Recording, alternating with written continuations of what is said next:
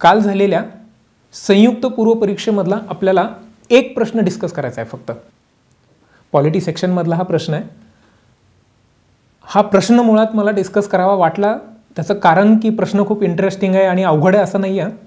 कारण काल जो पेपर झाल्या जो सोशल मीडियावर त्याच्या आन्सर की आणि एक्सप्लेनेशनचा जो काही पाऊस पडला त्यामध्ये बहुतेक सगळ्या जणांनी ह्या प्रश्नाचं उत्तर हे फक्त बी स्टेटमेंट करेक्ट असं दिलं आहे. मला थोडंसं वेगळं म्हणायचं आहे. मुद्दा क्रमांक 1 की क्वेश्चनच्या फ्रेमिंगमध्येच मुळात चूक आहे. मराठीमध्ये विचारलं आहे ते अर्थविधेयक आणि इंग्लिशमध्ये म्हणता येते मनी बिल. अर्थविधेयक necessarily in English means finance bill आणि and you know the difference between finance bill and money bill. पण आत्ता आपण हा प्रश्न मनी बिला संदर्भात आहे हे कन्सिडर करून आपण पुढचं डिस्कशन करूया. मनी बिल हे पहिल्या स्टेटमेंटमध्ये सांगितलंय की हे विधेयक फक्त मंत्र्यामार्फत हे विधेयक मंत्री आणि खाजगी सदस्य दोघंही मांडू शकतात. जे सदस्यांचे जे दोन प्रकार आहेत, public members and the private members. Public members म्हणजे असे members the people who are holding the ministerial position, आणि जी लोक मिनिस्टरियल पोझिशन होल्ड करत नाही आहेत असे सगळे बाकीचे सदस्य म्हणजे खाजगी सदस्य झाले.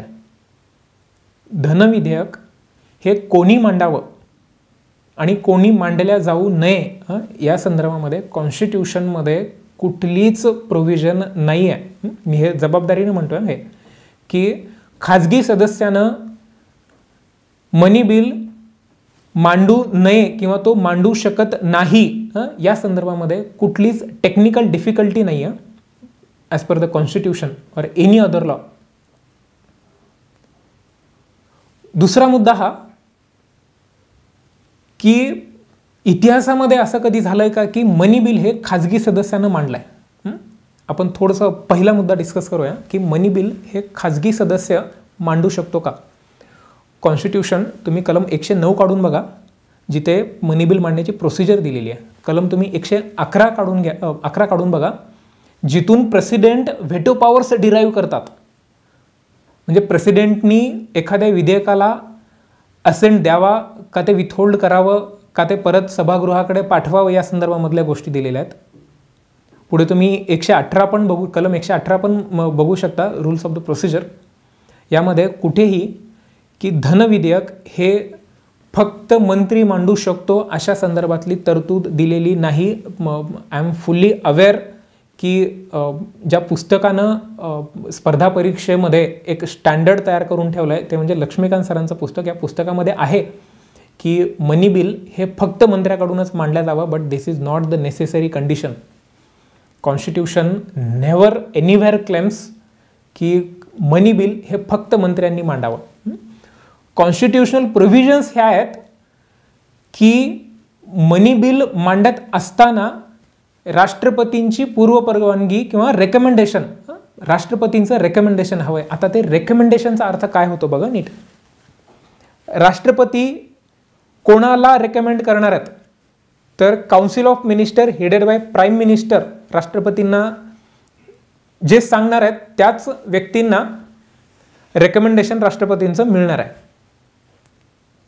जेव्हा एखादं विधेयक हे धनविधेयक असतं आणि जर एखादं धनविधेयक जर सभागृहामध्ये पास झालं नाही याचा अर्थ की the council of minister is defeated असा होतो. त्याच्यामुळे राष्ट्रपती धनविधेयक मांडण्याचं रेकमेंडेशन हे त्याच लोकांना देतात जे काउन्सिल त्यांना सांगतात. कॉन्स्टिट्यूशन काय म्हणतंय की राष्ट्रपतींनी रेकमेंड केलं पाहिजे आणि ते मांडताना फक्त लोकसभेतच मांडलं पाहिजे. 2 प्रोव्हिजन आहेत फक्त. ते राज्यसभेने 14 दिवसात पास करणं हे पुढच्या गोष्टी आहेत. पण ते विधेयक खाजगी सदस्यानं मांडू नये हे कॉन्स्टिट्यूशन कुठेच सांगत नाही आहे, कुठेच सांगितलेलं नाही आहे. सो टेक्निकल डिफिकल्टी नाही आहे की ते विधेयक खाजगी सदस्य मांडू शकत नाही. याला मी हे सबस्टॅन्शिएट करतो काही उदाहरणं देऊन तुम्हाला. मी असं इतिहासात कधी झालंय का की मनी बिल हे खाजगी सदस्यानं मांडलंय म्हणजे जो व्यक्ती मंत्री नाही आहे. व्यक्ती म्हणजे सभागृहाचा सदस्य, मग ते पार्लमेंट असू दे किंवा राज्य विधिमंडळ असू दे. 1964 मध्ये the salaries and the allowances of the members of parliament हे विधेयक अमेंडमेंट बिल होतं हे विधेयक, अगेन हे नावातच आहे की हे धनविधेयक आहे. हे विधेयक तेव्हाचे काँग्रेसचे सदस्य, लोकसभेचे सदस्य रघुनाथ सिंग त्यांचं नाव, ते मंत्री नव्हते. सो मंत्री नसलेला कुठलाही सदस्य हा प्रायव्हेट मेंबर, खाजगी सदस्य म्हणून कन्सिडर केला जातो. Raghunath Singh was a private member. Raghunath Singh यांना प्रेसिडेंटचं रेकमेंडेशन मिळालं, रघुनाथ सिंग यांनी मांडलं आहे ते विधेयक. सो असे इन्स्टन्सेस आहेत बरं का इतिहासात झालेले आजपर्यंत. अगेन इन्क्लुडिंग कॉन्स्टिट्युशनल अमेंडमेंटसुद्धा बरं का. 26वी अमेंडमेंट प्रिव्ही काउन्सिल ही खाजगी सदस्यांना मांडलेली आहे. तसं धनविधेयक हे खाजगी सदस्य मांडू शकतो. त्याच्यामुळे पहिलं statement, I am claiming again, जबाबदारीनं सांगतोय, पहिलं स्टेटमेंट हे बरोबर आहे. मनी बिल हे मंत्र्याकडूनही आणि खाजगी सदस्यांकडूनही मांडल्या जाऊ शकतं. हे स्टेटमेंट ॲब्सोल्युटली करेक्ट आहे. कॉन्स्टिट्यूशनमध्ये कुठेच अशी प्रोव्हिजन नाही आहे की ती खाजगी सदस्यांना मांडल्या जाऊ नये, खाजगी सदस्यांकडून मांडल्या जाऊ नये. आता याला सबस्टॅन्शियल करत असताना तुम्हाला आणखीन एक लॉजिकल याचं रिझन सांगतो कसं ते. तुम्ही ॲब्सोल्यूट व्हेटो शिकलाय काय तो, म्हणजे veto powers, president derive the veto powers from article 111. 111 मधून राष्ट्रपती व्हेटो पॉवर्स डिराइव्ह करतात. त्यातला एक व्हेटो म्हणजे ॲब्सोल्यूट व्हेटो, म्हणजे संपूर्ण नकाराधिकार मराठीमध्ये.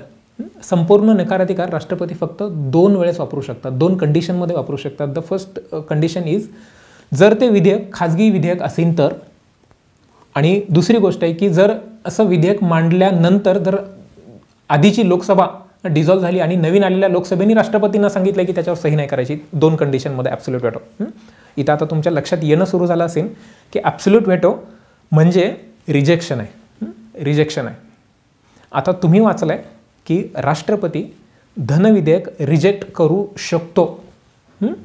बघा लक्षात येत आहे का. ॲब्सोल्यूट व्हेटो म्हणजे राष्ट्रपती नकार देतोय विधेयकाला, रिजेक्शन आहे, ॲब्सोल्यूट रिजेक्शन आहे, विथहोल्डिंग.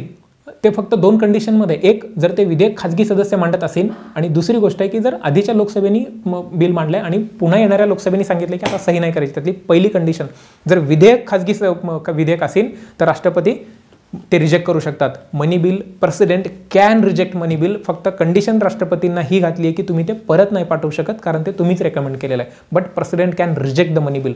It necessarily means it can be introduced by the private member. मुद्दा कळतं. दुसरा प्रकार बघा. आता जेव्हा आपण कलम 2 आणि 3 शिकतोय, 4 काय सांगतंय की 2 आणि 3 नुसार मांडलेलं घटना दुरुस्ती विधेयक हे 368 अंतर्गतचं घटना दुरुस्ती, म्हणजे त्याला कुठला नंबर दिला जाणार नाही आहे. दुरुस्ती होणार आहे घटनेमध्ये पण त्याला कुठला नंबर नाही दिला जाणार आहे. म्हणून 368 अंतर्गत जी प्रोसिजर सांगितली आहे त्या प्रोसिजरनी ते विधेयक पास करण्याची गरज नाही. पण 2 आणि 3 नुसार जे विधेयक तुम्ही मांडताय, जे अमेंडमेंट तुम्ही करताय, त्यासाठी काही ज्या स्पेशल प्रोव्हिजन सांगितले तिथेही सांगितलंय प्रेसिडेंटचं रेकमेंडेशन पाहिजे. तिथंही राष्ट्रपतीचं रेकमेंडेशन लागतंय. अगेन तिथंही सांगितलेलं नाहीये की हे फक्त मंत्र्यांनीच मांडावं किंवा फक्त हे खाजगी सदस्यांनीच मांडावं. आय होप माझा मुद्दा कळतोय ना तुम्हाला. 2 गोष्टी आता तरी किमान याला सबस्टॅन्शिएट होणाऱ्या ह्या दिसत आहेत की एक, कॉन्स्टिट्यूशनमध्ये कुठेही खाजगी सदस्याला विरोध नाही केलेला की तू हे बिल मांडू शकत नाहीयेस, आणि दुसरी गोष्ट इतिहासात असं घडलेलं आहे. तो जो आता रघुनाथ सिंग यांचा इन्सिडेंट सांगितला की त्यांनी मांडलेलं आहे ते मनी बिल.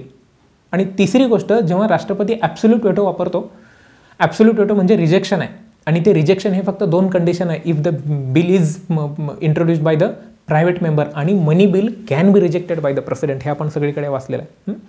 मी आपल्याही चाणक्याच्या पुस्तकांमध्ये पुढच्या आलेल्या एडिशनमध्ये ते घेतले बरं का, ऑलरेडी करेक्शन करून घेतलेलं आहे. आणि खरंच आपलेच काही विद्यार्थ्यांनी मला मेसेजेस केले की दादा हे प्रश्न आला हा आपला टेस्ट सिरीज चाणक्याची आत्ता झालेली राज्यसेवेची टेस्ट सिरीज 5वा पेपर आहे, 5वा GS चा 5वा पेपर. जशाल तसा प्रश्न आहे हा, जशाच तसा प्रश्न आहे. म्हणजे ह्या इसेन्सचा, म्हणजे हे आय एम नॉट क्लेमिंग की आयोगाने आपला प्रश्न घेतला आणि ते असं नाही आहे. ते तो प्रश्न म्हणजे तो इसेन्स आहे त्याच्यामध्ये की ते मांडू शकतो. आणि आपल्या एक्सप्लेनेशन शीटमध्ये मी आत्ता जे सांगितलंय ना जशाला तसं तिथे एक्सप्लेन करून दिलेलं आहे. Again some of you would say की नाही पुस्तकामध्ये असं दिलेलं आहे. मी म्हणणार आहे आयोगानं बऱ्याच असं मागच्या काळामध्ये पण अशा प्रश्नांची काही उत्तरं दिलेली आहेत की ते पुस्तकामध्ये दिसतंय समोर की हे उत्तर आहे, पण आयोगानं ते मांडणे केलेलं नाही आहे. पण आपल्याला जो काही थोडाफार आपल्याच्याने अभ्यास होऊ शकला आहे त्यानुसार आपल्याला ज्या गोष्टी कळत आहेत की हे योग्य आहे. आणि मला आयोगाच्या कॉम्पिटन्सीवर एवढी सुद्धा शंका नाही आहे की आयोगाचं उत्तर काय देणार आहे. आयोगाचं उत्तर 20 देणार आहे, पण आपण सांगूया त्यांना नंतर की हे हे असं असतं म्हणून. 100% मला खात्री आहे की आयोग याचं उत्तर बी देणार आहे. पण आपण आपल्या अभ्यासानुसार जो करायचा आहे तो अभ्यास आपल्याला पटलेलं आणि आपल्याला माहीत असणारं जवळ जाणारं सगळ्यात उत्तर लिहायचं आहे. माझ्या मते केलेल्या अभ्यासाच्या जो काही थोडाफार अभ्यास झालेला आहे त्यानुसार ह्या प्रश्नाचं उत्तर पाहिजे. Statement 1 is correct, statement 2 is also correct. So answer A and B चाणक्याच्या पोरांनी लिहिलं आहे बरं का उत्तर हे ए आणि बी उत्तर लिहिले आहे. बघूया आता पुढच्या काळामध्ये आयोगाचं उत्तर काय देत आहे ते. आपण अभ्यास आपला चालू ठेवूया. थँक्यू.